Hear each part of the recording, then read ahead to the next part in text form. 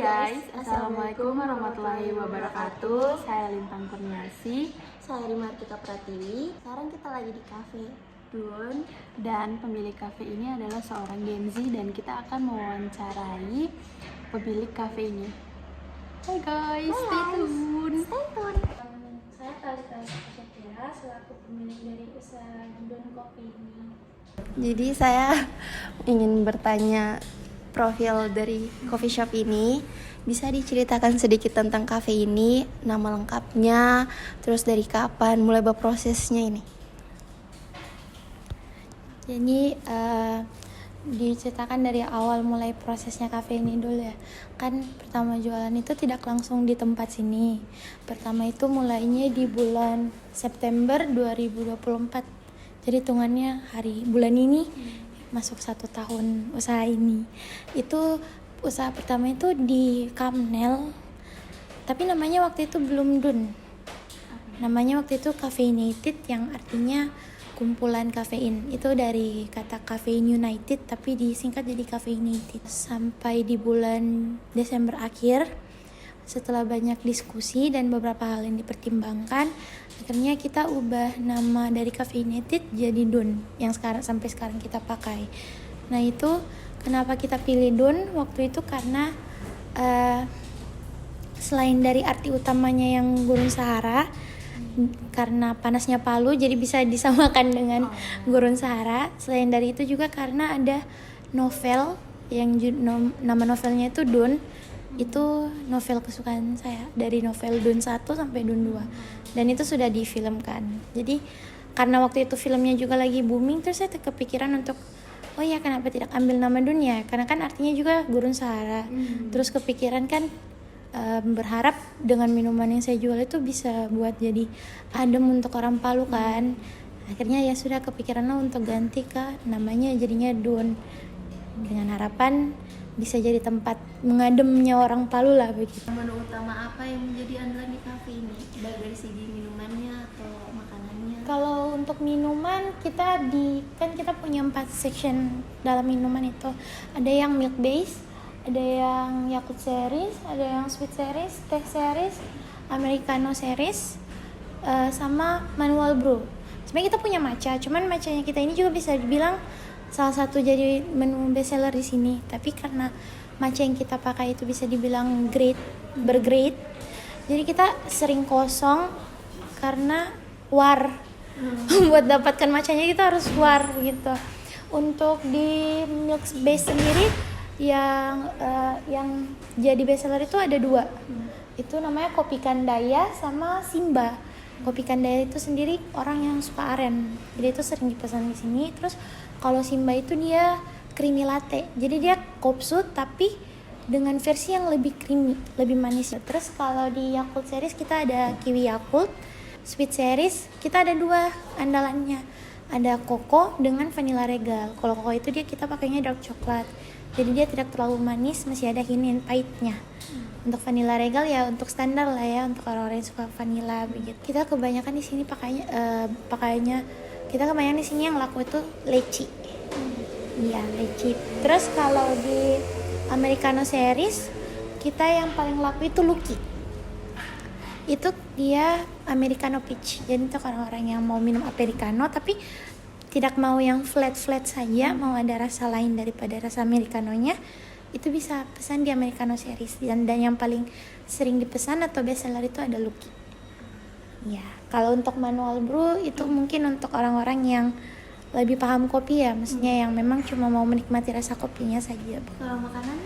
Kalau makanan kita di sini makanan berat itu ada namanya nasi ayam cili padi. Itu yang paling bestseller. Kan di setiap cafe punya menu yang berbeda. Jadi di sini ikonik dia punya minuman atau makanan di sini, apa yang bikin dia berbeda? Sebenarnya di sini tidak ada yang berbeda dari kafe lain. Maksudnya dasar minuman yang kita jual tetap sama. Kita tetap menjual kopi yang base-nya ada susunya. Cuman yang buat kita di sini adalah yang buat kita beda di sini itu kebanyakan orang bilangnya creamy latte-nya. Creamy latte-nya kita itu namanya di sini Simba. Itu Simba sendiri kita ambil dari nama kucingku. Yang buat kita beda itu juga selain creamy latte-nya, Ada di americano seriesnya sama macanya. Masuk di bagian price. Bagaimana Talita menentukan harga dari setiap menu? Apakah harganya cocok dengan pelanggan, target pelanggannya? Untuk sejauh ini kita bisa dibilang cocok-cocok saja dengan target pelanggan yang ada. Karena di satu sisi walaupun beberapa menu bisa dibilang high price, tapi terbantukan dengan diskon yang kita tetapkan. Diskon itu ada dua, ada untuk mahasiswa baru dan pelajar SMP SMA, itu digabung diskonnya 15%. Dan untuk mahasiswa semester 2 ke atas itu 10%.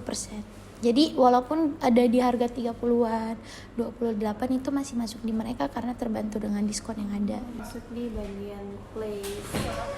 Jadi bagaimana cara pelanggan bisa datang ke kafe? Apakah mereka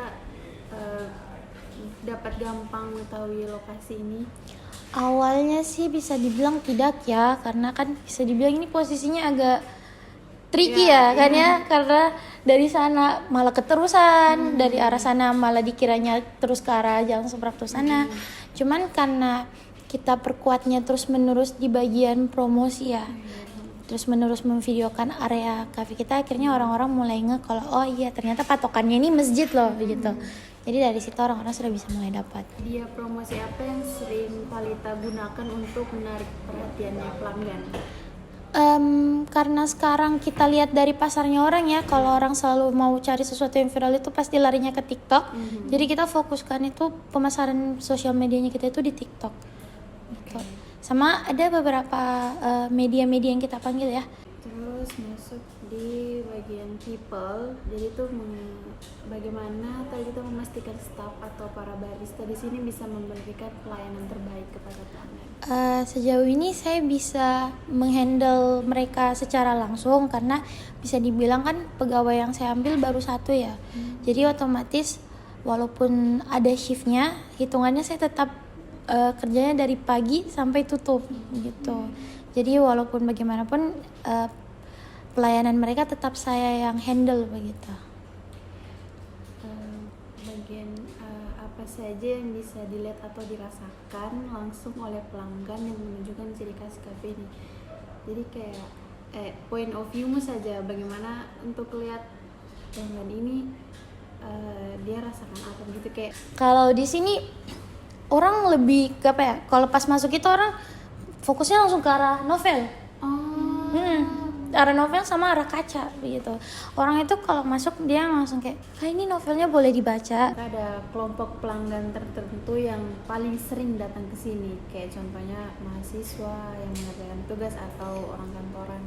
Kita sih lebih mungkin karena targetnya kita juga pelajar, itu jadi lebih banyaknya mahasiswa atau SMP SMA. Strategi pemasaran yang paling sukses untuk membuat kafe ini dikenal banyak orang? Promosi di TikTok sih sebenarnya. Itu begitu. memang paling besar. Iya, sama beberapa media tadi yang dipanggil gitu. Menurut Talita bisa membuat terobosan baru untuk kafe ini, apa yang Talita lakukan? Misalnya mungkin pemesanan online-nya. Iya, kalau untuk pemesanan online-nya kita sudah ada ya di Grab dan Gojek, kita sudah tersedia.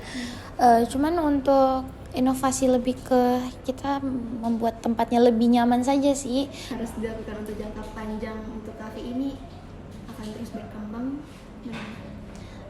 Kita sih tetap tiap harinya ya, bukan cuman per bulan per minggunya, tiap harinya kita harus melihat perubahan tren apa yang ada di hari itu begitu. Terima kasih. Say goodbye.